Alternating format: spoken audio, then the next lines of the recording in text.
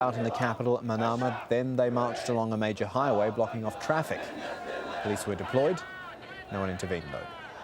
And it comes as a prominent leader from the country's Shia opposition arrived home from exile.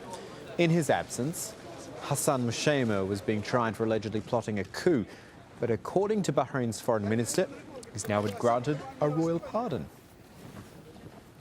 Here's Algeria, where hundreds of protesters have been marching again to demand the resignation of President Abdelaziz Bouteflika. Earlier in the week, the government ended the country's 19-year state of emergency, but demonstrations are still banned in the capital, Algiers. I want to look at Ireland's general election now, where the Prime Minister Brian Cowen has just accepted defeat. The latest from Rory Challens, who's in Dublin. When we talk defeat, Rory, just how bad? Well, it's pretty bad. It's been looking like it was going to be terrible all day ever since a exit poll was released at about 8 o'clock GMT this morning. That pointed to an absolute disgraceful performance by Fianna Fáil, the incumbent party here, Brian Cowen's party. It was saying that they would get about 15.1% of the votes. Now, that is not just their worst ever electoral result, if that is actually carried through. It's also the worst slump in support for any political party ever in the Irish political history. Enda Kenny, who is the leader of the Fine Gael party, which is Brian Cowen's party's arch rivals, came out just a short while ago and declared a victory, saying that he has a mandate that's big enough to take the country into a new government. And that may be considered slightly premature, because only about 38 of the seats, the 166 available seats in the parliament, have actually been declared so far. But ever since that exit poll was released earlier this morning, it hasn't really been in any doubt about who actually would be winning this election. Was it all about the economy in the end, Rory? Yes, it really was. I mean, there is no other real motivation for the voters here to be feeling quite so angry. That $115 billion bailout that Ireland had to so humiliatingly take at the end of last year was the result of a banking crisis that most people here blamed squarely on the shoulders of Fianna Fáil. And it has been that has led to Fianna Fáil's quite spectacular downfall in this election. That's Rory Challens with a live update on the Ireland general election. He's in Dublin there. Thanks, Rory. Look at New Zealand now, where officials say at least a third of the buildings in central Christchurch must be demolished and rebuilt. This after Tuesday's massive earthquake there. The city's mayor, Bob Parker, says serious questions need to be asked about why some of them simply collapsed. 145 people died in the quake. More than 200 are still missing. This report from Andrew Thomas in Christchurch. What the earthquake didn't pull down, machines now razed to the ground. This was Brent Smith's bed and breakfast. There's the saying, you don't know whether to laugh or cry. I mean, I haven't stopped shaking since they started, and it's just history, you know, it's history gone. The house was 155 years old. It was gone in an hour and a half. This is just one of many hundreds of buildings that will have to be demolished over the next weeks and months. In the city centre, 1 in 3 buildings assessed so far has been found to be structurally unsound. The precariousness of so many buildings makes the work of the rescue and body recovery teams that much harder, as aftershocks continue to bring masonry down. In the suburbs, different problems. One, silt. When the quake hit in a process called liquefaction, muddy water bubbled up through the ground. This is what it's left behind. Many suburbs still have no power nor water, so volunteers 30 kilometres from Christchurch have started a production line of hot food. A local helicopter company then flies in to pick it up. As of yesterday, we flew in 12,000 kgs of hot food, hot meals into some of the poorest and hardest hit suburbs of Christchurch. This is where the meals end up. When the residents of Burwood hear the rotor blades, they flock. We had grilled cheese sandwiches on the barbecue the first night, so this is much better. Because you can't store food with no refrigeration, it's, this is a good proper meal. Streets can be cleaned, power will return, but buildings and people in Christchurch are gone forever. The city will never be what it was before. Andrew Thomas, AlJazeera, Christchurch.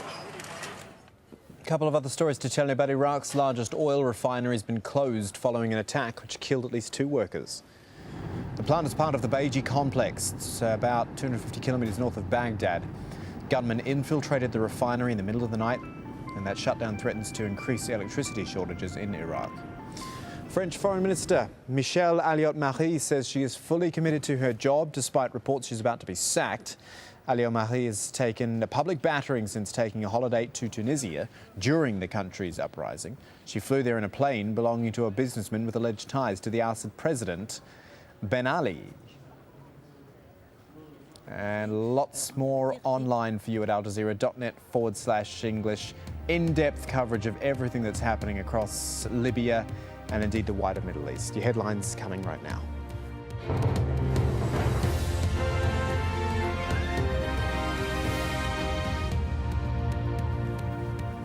Half past the hour on Al Jazeera. Here's what we're getting out of Libya at the moment. The Reuters news agency saying the Courier newspaper is claiming Libya's ex-Justice Minister, Mustafa Mohammed Abu Ajlail, is going to form an interim government based in Benghazi.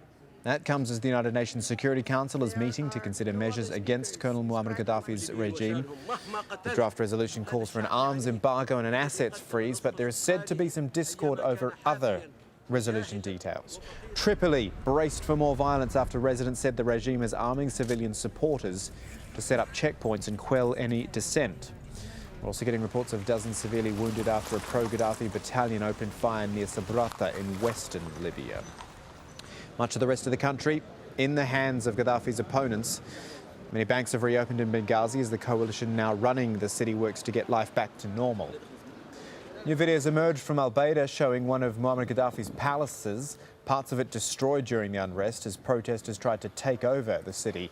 The palace had iron doors leading to underground tunnels which are said to extend for several kilometres. This is Bahrain, where a prominent leader from the Shia opposition has arrived home from exile. In his absence, Hassan Mashema was being tried for allegedly plotting a coup. But Bahrain's foreign minister says he's now been given a royal pardon. Meanwhile, several government ministers in Bahrain say they have since been sacked. In Egypt, the Judicial Committee that's changing the constitution has proposed cutting presidential terms to 4 years with a 2-term limit. Meanwhile, Egypt's ruling military council has apologised after military police beat protesters during demonstrations in Cairo. It stressed it would not issue orders to attack protesters. Ireland's Prime Minister Brian Cowen's accepted defeat in the country's election. Fine Gael opposition parties claiming victory after early results put them on course for a combined record majority with Labour. Cowen's former ruling party, Fianna Fáil's defeat is being blamed on the IMF EU bailout package. Coming to accept that. And engineers in New Zealand say at least a third of the buildings in central Christchurch must be demolished and rebuilt after Tuesday's earthquake. The death toll has now reached 145, more than 200 people still missing. Search teams from 6 countries are helping local rescuers, but no survivors have been found since Wednesday. Those are your headlines. Songs from a Lost Homeland is next. 14 competing teams, 13 different venues, 3 host nations. Cricket is part of the fabric of life here, and this competition is the pinnacle of the one-day game. We'll be bringing you all the action and reaction from India, Sri Lanka and Bangladesh. The Cricket World Cup on Al Jazeera. A popular uprising that shook the country to its core. A defiant president under siege from his people. As the protesters took charge of the streets, we look back at the events that are changing Egypt. I will stay on the air if I can until the police come. In a special program, Al Jazeera gives you a day-by-day account from those that witnessed them firsthand. Egypt burning, at this time on Al Jazeera.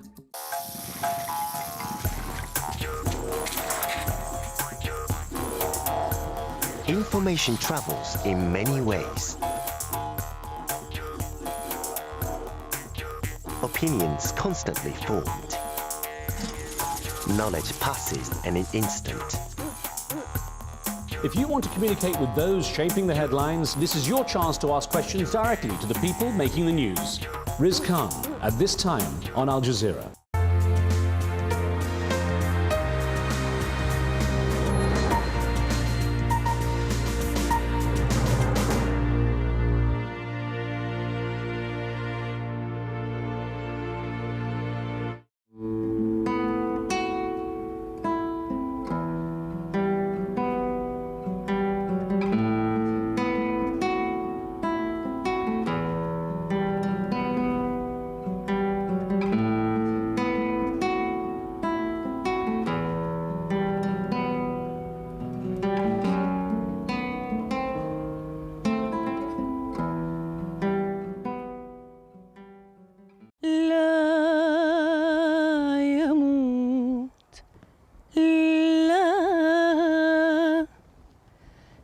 يموت البطل لأنه حياة،